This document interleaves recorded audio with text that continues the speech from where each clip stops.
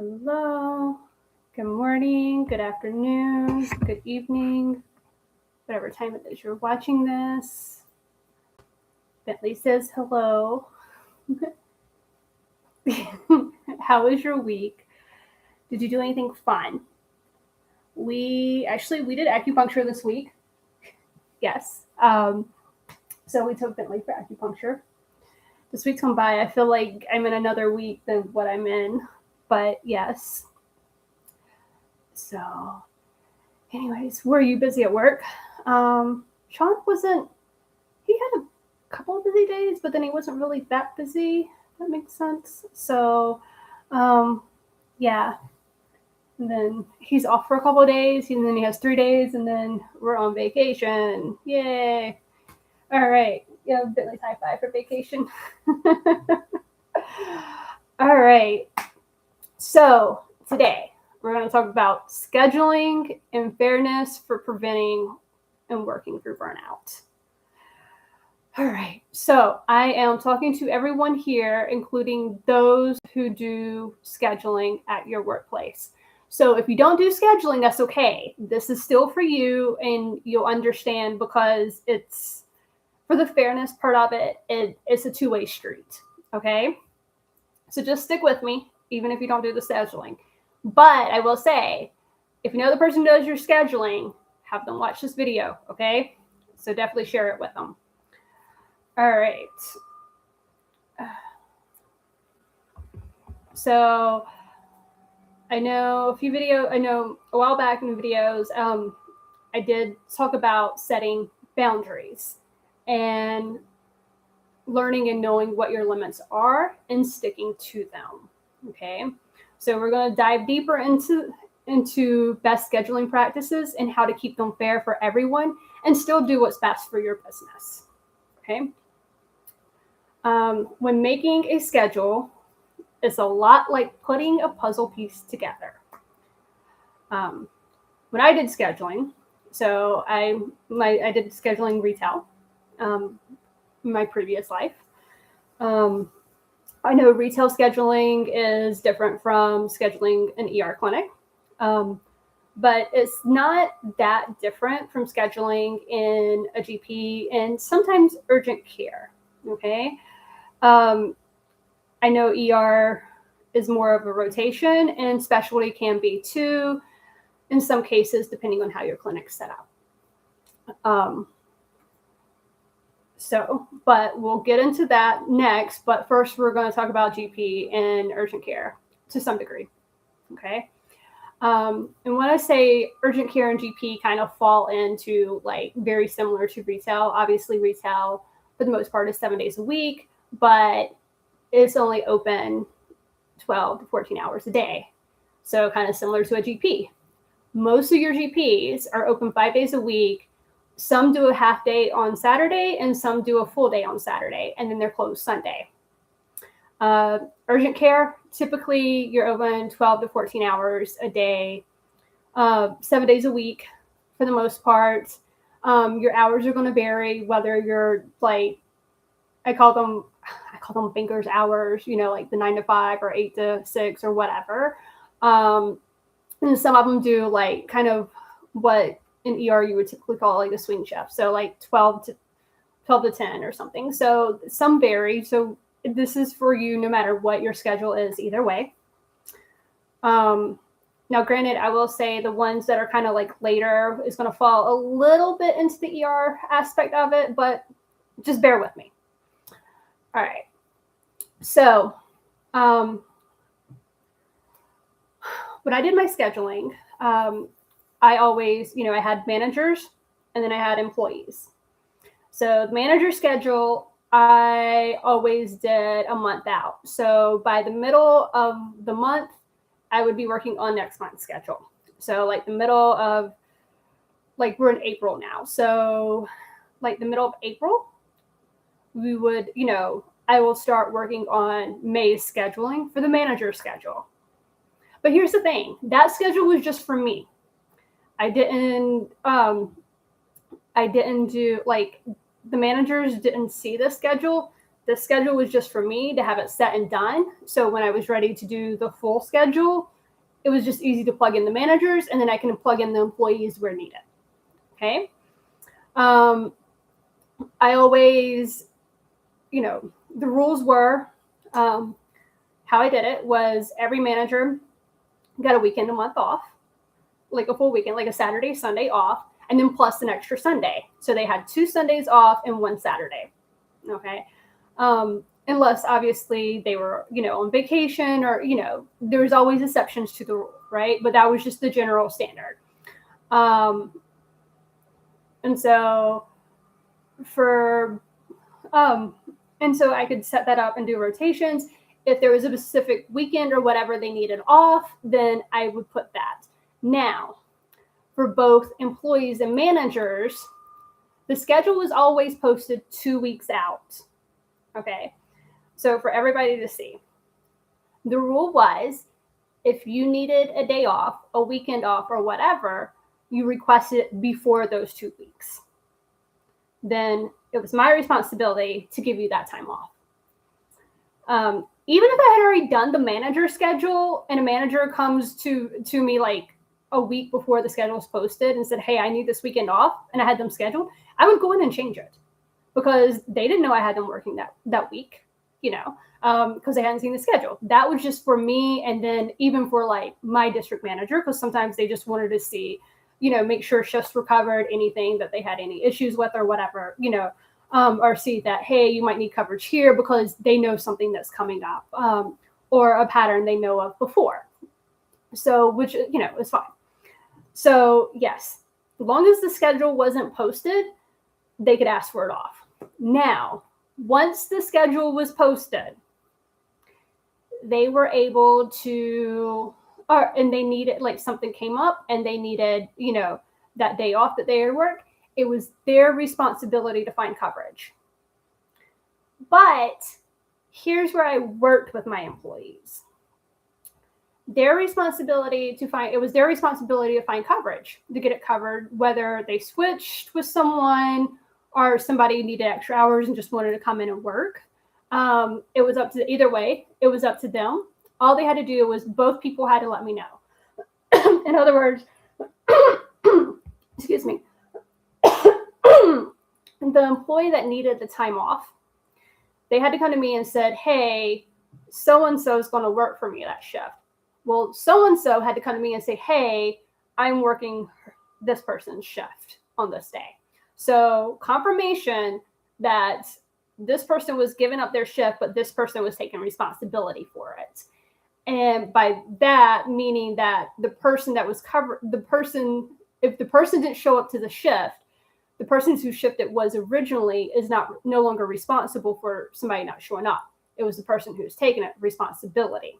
Now, the person who's taking it responsibility, if they didn't come to me and say, hey, like I'm taking that shift, the person whose shift it was originally, it's their responsibility if somebody didn't show up, if that makes sense, right? So it just kind of like takes the responsibility and puts it to where it should be. All right. So now, if the person could not find someone to cover their shift, I would tell them, see if you can find someone to cover. If you can't, come back to me and we'll work it out. Because here's the thing, I knew what everybody's availability was and when they couldn't work something. And so a lot of times I knew things that were going on, or sometimes people would have request specific days off because they need that day off for whatever reason. But just because they had, that day is their day off, that they does not fall under availability, doesn't mean they might not could work it just for that one shift, right? So if they couldn't find anybody, then I would help them find somebody to cover the shift. Because here's the thing, at the end of the day, if that employee needs off and they can't find somebody to cover it, most of the time they're going to call out sick. And that puts me in a bind, right? So, and it puts the business in a bind. And it puts other people in a bind too, especially the people working that day. So it behooves me to help them find coverage. So not only is it building that relationship with that employee, because an employee sees that, oh, they really do care that I have something going on outside of work that's important to me or that I want to do, and they're trying to help me. But also, too, I'm taking care of the business at the same time because that's my responsibility. My responsibility is to my employees and it is to the business, right? And I'm not screwing over another employee along the way who would have to pick up the slack, right? So, yes, that helps when you help out your employees. So, how does this fall in GP and urgent care, emergency and specialty, right? So, same thing with GP. Rotate the weekends off. I know sometimes there's some GPs that will call in a relief doctor on a Saturday, and all their doctors get time off or whatever. That's fine. But make sure how you have your schedule set, like make sure it works for everybody, especially excuse me, especially in a field that burnout is comes on very easily and very quickly, especially in a field that you have a high turnover rate, and especially in a field where you have a deficit of employees, both doctors and technicians. Okay, so you want to do everything you can to prevent that and to retain your employees, but also you also still have that responsibility of taking care of the business and taking care of yourself. So to make sure you don't create burnout for yourself as well. I know it's a juggling, right? Puzzle pieces, juggling. So again, like I said, GP is very, a lot like retail. Urgent care to some degree. Yes, because again, rotate weekends off. Now, unless someone is okay saying they're working every Friday, every Monday, every whatever, don't try not to do that. Try to rotate as much as you can. And same thing with ER and specialty. I know it's challenging a little bit with ER because one, it's 24 hours. So you have that night shift. It's, you have, and of course, a lot of times you do in blocks of rotation, which honestly is the best way to schedule it. Also, too, I know things can get, I lost my train of thought. I looked down and I saw something. I was like, I forgot to say, one other thing. If somebody requested off and I scheduled them by accident, it was my job to fix it, not their job to find somebody to replace it. All right. So anyways, so ER, I know blocks of time off, blocks of, I know it's in a rotation with blocks of time off, blocks of time on. I feel like this is one of the best way to work, because having an amount of time off at one time is always good for help them to decompress, rest up, and then actually have time to enjoy their days off versus having to go right back to work. Okay. Specialty, I know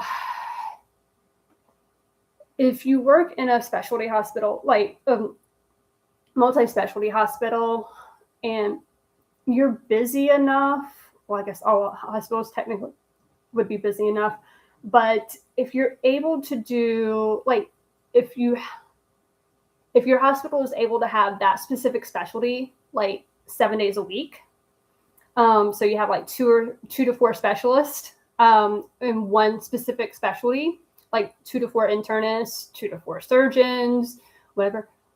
Rotate. You have that rotation. You follow blocks of time on, blocks of time off, rotation. You need to rotate on call. Rotate if you're doing on call for surgery. Rotate on call. Rotate weekends. Rotate, days of weeks. So it gives everyone a fair shot as into what days they have off. I know some places, they'll do like a month out. Sometimes they'll schedule to 3 months out, 6 months out, even a year out. That's fine. Now, what I will say about this is if you have an employee who is requesting a specific time off, like a weekend, a day, or whatever, and you haven't done the schedule yet, you need to figure out how to give them that weekend off. If they say, hey, I need this, can you make this day off in my rotation? Hey, can you make this weekend off in my rotation? The schedule ain't posted. So that's your responsibility as a manager to figure out how to give them that time off. Especially if they remind you 3 to 4 times before you even schedule it that, hey, they need this off. Not because, you work for your employees, right? If someone, again, like I said, if someone came to me, I try to maximize their time off, right? So a lot of times somebody came to me and said, hey, I need this day off. I make sure it fell into their rotation of days off, right? I didn't charge them PTO. I didn't charge them sick time or anything like that, unless they requested to want to use that.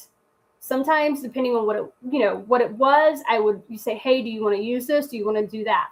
I always worked with them and worked what was best for what they needed for their budget and for their pay, or also to maximize their time off. When I say that, because we did week-to-week scheduling, right? From our week fell from Sunday to Saturday, right? Sunday started at the beginning of the week. Saturday was the end of the week, and the next week. So I would work it where they could get a maximum number of days off without having to use as much PTO time, to save it for another day if they wanted it. And when I worked with them, it was like, hey, do you want us to do it this way? This way you can do, you can get this much time off. You're not using as many PTO days, and this leaves the PTO days that. And it's still not like messing with their paycheck. So they're not receiving any less or, than they would have. Work with your employees with that. But again, you need to, if someone requests time off and you haven't done the schedule, even if it's a year out and you haven't done the schedule for that time, you need to make sure you fix it where it's into their rotation time, so it doesn't take away from their PTO time, because that's the right thing to do. That's the fair thing to do. Okay? It helps your employees. It prevents burnout. It helps retaining employees, because you do that, you're going to cause animosity. They're not going to want to help. They're not going to want to be a team player. Because at that point, you just screwed them over, because they did everything right by letting you know before the schedule's posted. Now, I'm speaking to employees. If the schedule is already posted, if it's already done, then again, it's your responsibility to find the coverage and figure it out. If you can't, then go to the schedule and say, hey, can you help me? I really need this time off for this, etc. But, if it's already posted. But also to the employees, to be fair, sometimes, you're going to have to be a team player in a sense of, sometimes covering somebody else's shift if they need covered or whatever, if they need a switch or whatever. But also too, and this is where it's a little bit more, I guess a little bit more challenging than it is in veterinary medicine than it is in retail, but also don't kill yourself trying to cover those shifts, right? So like if your limit is 4 days and after 4 days you need time off, don't work that 5th day for somebody else if it's going to cause you to not be your best on that 5th day for your patient.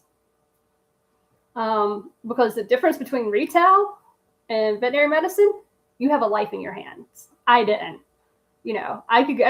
Granted, I would be, a bad manager, a bad customer service person if I went to work feeling like shit and was shitty to people that came in. But I don't have a life in my hands either, right? People can deal with somebody being shitty. They can't deal with an animal dying. Okay. So, or doing harm to an animal, because you're foggy brain, you're not out there or anything like that. So, but also too, keep in mind, sometimes if you help people out, then technically they owe you one for helping them out, and they'll help you out later on down the road, and vice versa. If somebody helps you out, then at some point you need to repay the favor. And you also need to be mindful and respectful too of scheduling and stuff. If you need time off and it's already posted, do what you can first to find coverage. Okay. And keep in mind, other people have other things going on. So you need to, not only does the manager need to work for you, you need to be someone easy to work with. Not a doormat, no, but someone to work with. You don't always have to take on, unless you need the money, you don't always have to take on another shift or anything like that. No, I'm not saying that. I'm just saying sometimes if you can, do it. Okay. But also do what you should, do what you can to help out. Now, please, I know it's more, a lot of times doctors, I guess maybe doctors do it sometimes too or whatever. Please, please, please, I know, unless it's something of importance, don't call out sick unless you absolutely have to. In a sense of if that's your time, if you need that time off and nobody would work it. Think about what it would do to the other, what kind of burden it would put on the other doctors. Now, granted, every case is different. I'm not, I say that in a sense of, I know sometimes Sean has, if he's not feeling well, depending on what not feeling well is, he'll fight to go to work because he doesn't want to put that burden on his colleagues. So again, but also too, if he's not feeling well in a sense that he feels like he can't do his best for the animals, he will call out sick. But I say that in a sense, I'm not saying don't call out sick or anything. I'm saying, I guess I'm using that as an example of keep your colleagues in mind and the burden that you're putting on them. If you call out sick and you don't really need to. But also too, it behooves the scheduler to make sure that that's taken care of. So you're not, the business is taken care of. Other employees are taken care of. Patients are taken care of. All right. So I will say Sean did have, there was one scheduler that was really good. His last job before they changed the scheduler he had originally, she was really, really good. They did the schedule 3 months out. When she started working on the schedule, she reached out to all the doctors and was like, hey, what, is there any specific days off you need? Do you need time off? And she when I say a puzzle, every doctor's contract was completely different as in what they work. One doctor couldn't do weekends. Another could only do weekends. Another could only do so many days. And then of course, Sean had his specific of what worked best for him. And let me tell you, this woman was brilliant. For somebody that's done scheduling, I was impressed with how she did scheduling. She came up with a really good rotation for Sean that worked. In her theory, and I totally agree with this, and this is so funny because Sean and I talked about this for years. If you let every doctor work the shifts that they want, most of the time your schedule was pretty much done, and then you can just plug in here and there. So what do I mean by that? You're going to have one doctor I prefer to do overnights. Another doctor, I prefer late swing. Another doctor, I prefer daytime. So you're going to have doctors that prefer different shifts, different times, because that just what works best for them, and that's how they can best work. So again, if you're going to get more out of them if you give them what works best for them and what they want to do. And so when she did that, literally the schedule was pretty much covered because she was giving people what they want. And Sean was more specific about how he needed his schedule than any of the other doctors, and she loved it. She's like, thank you. I wish all the doctors was like this. Because by this point in his career, he knows what he can do, what he can't do, what works best for him, and what works best for the animals. And so it's, if you can figure that out and say this, like, hopefully you have a scheduler like her. Now, the person they replaced her, they gave her some other job or whatever. They never should have done that because the person they replaced her with was horrible, and she was the reason Sean left. And a lot of the other doctors left too because she was, but anyways, how she handled it. But my point being is, as a scheduler, you need to be fair, you need to work with your employees, and you need to show them that you are working for them. As an employee, same thing. Team player, try to follow the guidelines. I know things come up last minute.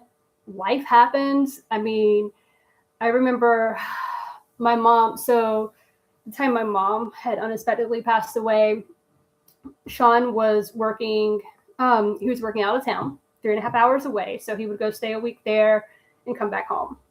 And he was doing 3 on, 1 off, 3 on, 7 off is what he was doing at the time. Yes, he was younger. It was 10 years ago. So that was his schedule. He had left because my mom had been sick. He had left that Friday to go to work. So he drove in 3.5 hours because normally he'd been leaving on a Thursday, so he can, because he was doing overnights. So he'd leave Thursday night, sleep Friday, go to work. So he had slept in Friday and got up and drove into work that Friday.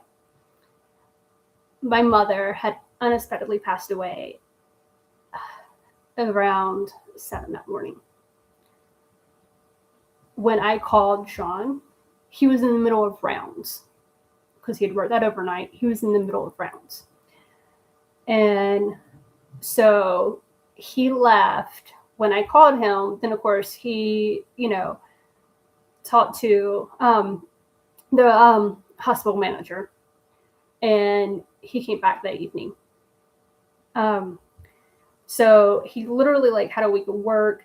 They had some of it covered. They had to get it covered. They had some of it covered. He had to go back for a couple of days because there was a couple of days that he couldn't get covered, or they couldn't cover, but then he was also back for the funeral. And so things like that, like life happens unexpectedly, things like that happen. So yes, I get it. That those are things you have to work around. Or my other advice for scheduling.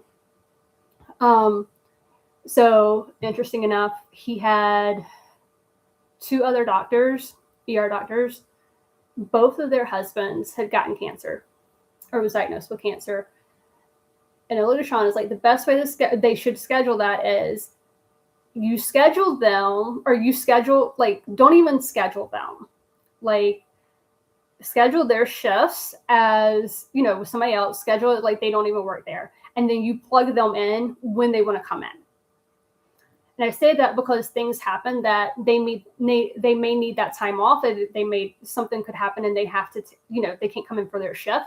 And then you're scrambling to find someone to cover it.